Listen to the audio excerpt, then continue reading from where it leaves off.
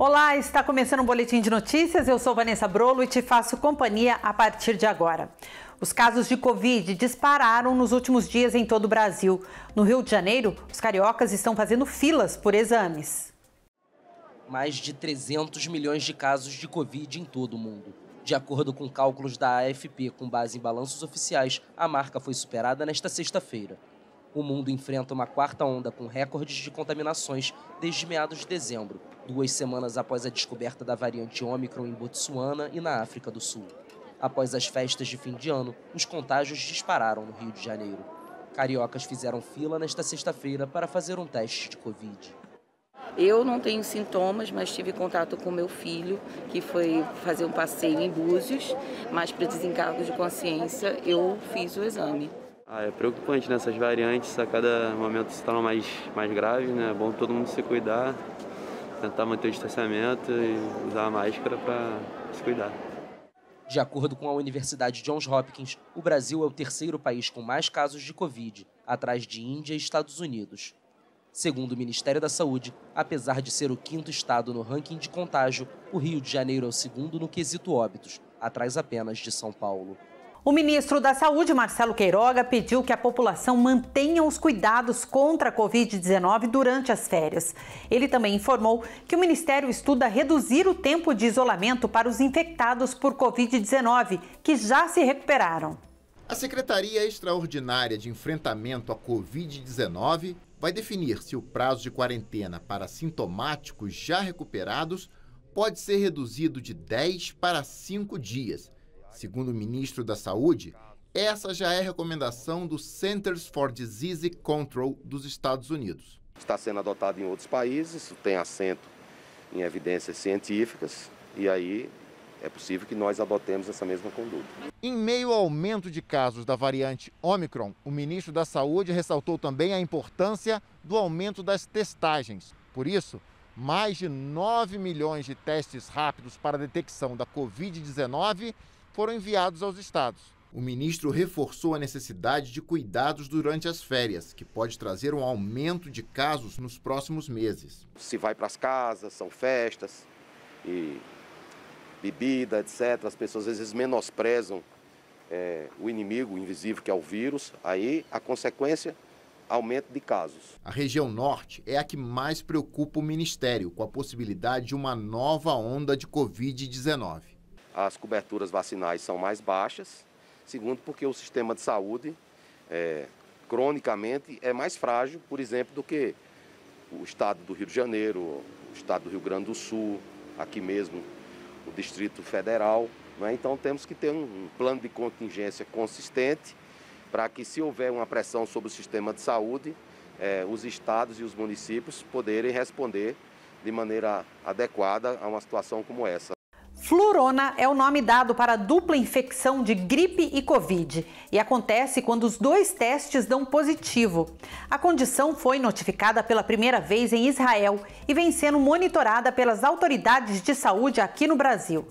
A co-infecção de Covid e gripe pode parecer muito preocupante, mas este infectologista explica que casos como esses não são um cenário novo para a infectologia. A gente já tinha visto essa infecção dupla em pacientes com Covid e dengue, lá já em 2020.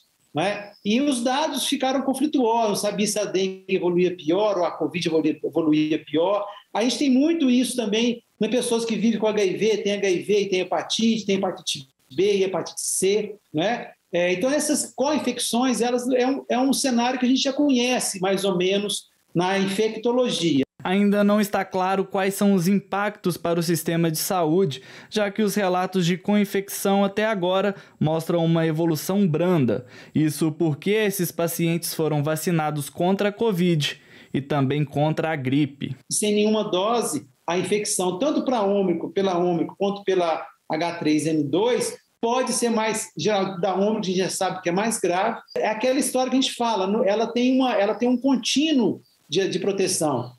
Ela vai desde a proteção total contra a infecção até a proteção contra os casos graves. A gente acredita que algum grau de proteção essa vacina da influenza pode conferir contra a cepa Darwin também.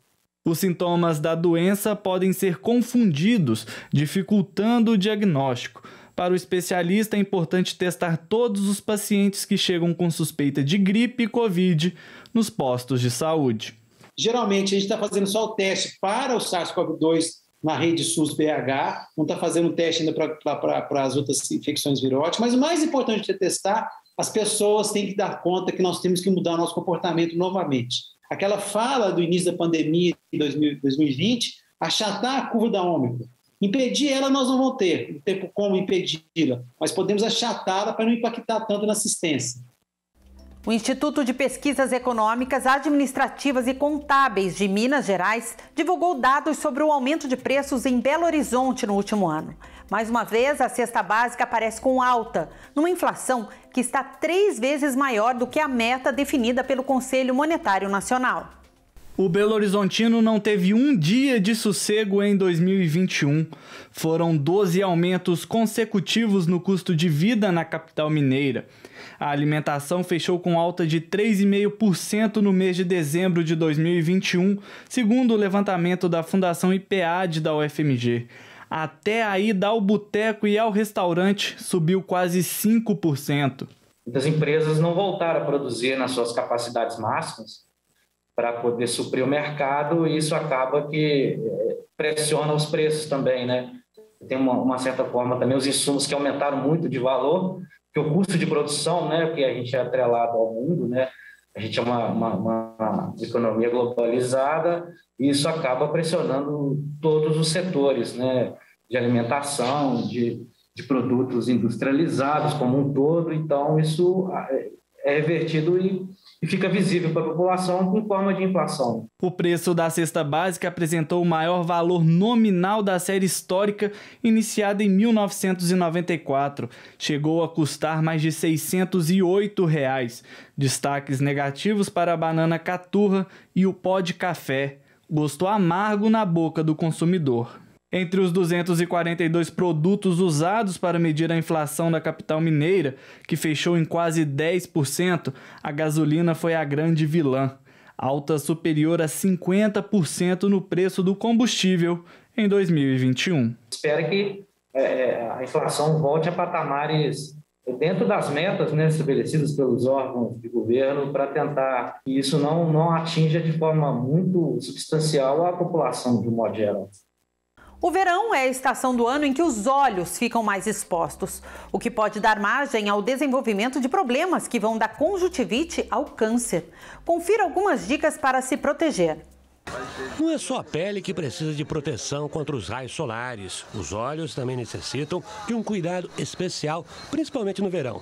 Nesse período onde aumenta o calor e as pessoas frequentam mais praias, piscinas e áreas de lazer, os olhos ficam ainda mais expostos aos raios UVA e UVB, que podem causar sérios danos à visão. A gente tem alguns espectros de luz visível que são tóxicos à superfície ocular. Existem alguns cânceres, tumores à superfície ocular que podem ocorrer por exposição prolongada. E a gente tem uma chance maior de desenvolver uma catarata mais precoce, que é a opacificação cristalina, e até a degeneração macular, que é uma doença temida que dá nas idades mais avançadas. No verão também existe uma exposição maior a bactérias, fungos e vírus, que podem estar na água do mar, das piscinas, rios e cachoeiras. Nessa época do ano, normalmente, aumentam os casos de conjuntivite, mas todos esses problemas podem ser evitados. Em relação à conjuntivite, a dica é lavar os olhos com soro fisiológico e evitar coçar ou colocar as mãos. Maquiagem e travesseiros não devem ser compartilhados. Para quem usa lente de contato, é fundamental retirar a lente antes de entrar no mar, na piscina ou cachoeira, porque esses acessórios aumentam as chances de infecção por micro-organismos. Além disso, é preciso utilizar óculos solares que ofereçam pelo menos 98% de proteção contra os raios UVA e UVB. Os oftalmologistas também recomendam a utilização de chapéu e, preferencialmente, ficar em ambientes com sombra. Atualmente, cerca de 2 bilhões de pessoas em todo o mundo sofrem de algum tipo de deficiência visual ou cegueira. De acordo com a Organização Mundial da Saúde, metade desses casos poderiam ser evitados com consultas de rotina aos oftalmologistas e adoção de hábitos saudáveis. No noroeste do Paraná, os produtores de morango comemoram a boa safra. Confira na reportagem.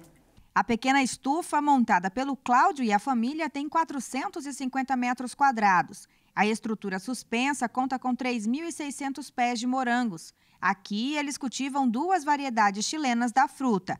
A produção tem apenas 6 meses e surgiu como uma alternativa de renda para a família que mora em Iguatemi, distrito de Maringá, região noroeste do Paraná. Minha esposa trabalhava em Maringá, aí nós resolvemos, como eu tenho 2 filhos, então para ela ficar mais perto de casa, aí acabamos decidindo aqui junto com meu pai também, que estamos juntos, né? É bom ter um negócio da gente, né? O cultivo é semi-hidropônico. O sistema de irrigação é por gotejamento. É pela água que as plantas recebem todos os nutrientes necessários para o desenvolvimento. Por dia são usados 5.000 litros de água, inclusive para molhar o solo e manter a temperatura da estufa mais propícia. O maior desafio para a produção de morangos na região é o clima. As condições ideais seriam 24 graus e 60% de umidade. Por conta disso, a produção demanda de um cuidado especial para a correção de temperatura. A gente tem um problema muito aqui na região com o clima. Ele acaba não florando e acaba dando morango pequeno, ou ele estraga no pé, né? Essa que é a nossa maior dificuldade aqui. Já não bastassem as dificuldades iniciais com o cultivo dos morangos, nos últimos dias de dezembro de 2021, a região de Iguatemi foi atingida por 2 chuvas de granizo, o que acabou causando prejuízos à produção. Deu bastante vento e a chuva de granizo, né? Deu uma machucada na estufa. Essas calhas laterais aqui mesmo, que a chuva veio lateral, né? De pedra, arrebentou com tudo. Falta de energia também a gente teve aqui também. Apesar do pouco tempo de cultivo e das condições climáticas, Cláudio explica que a estufa tem produzido bem. A colheita acontece de 2 a 3 vezes por semana. Eles optaram por não usar agrotóxicos, o que requer um cuidado um pouco maior, mas que acaba sendo recompensado com a qualidade das frutas, que tem ótima aceitação no mercado. Fundamental a qualidade, esse é o nosso diferencial. A gente embala 1 a 1, não vai nenhum estragado. E como está perto aqui de um grande centro, que é Maringá, né? A gente consegue entregar já no outro dia, então o produto está fresquinho. O Boletim de Notícias está terminando, mas você continua com a nossa programação. Até a próxima!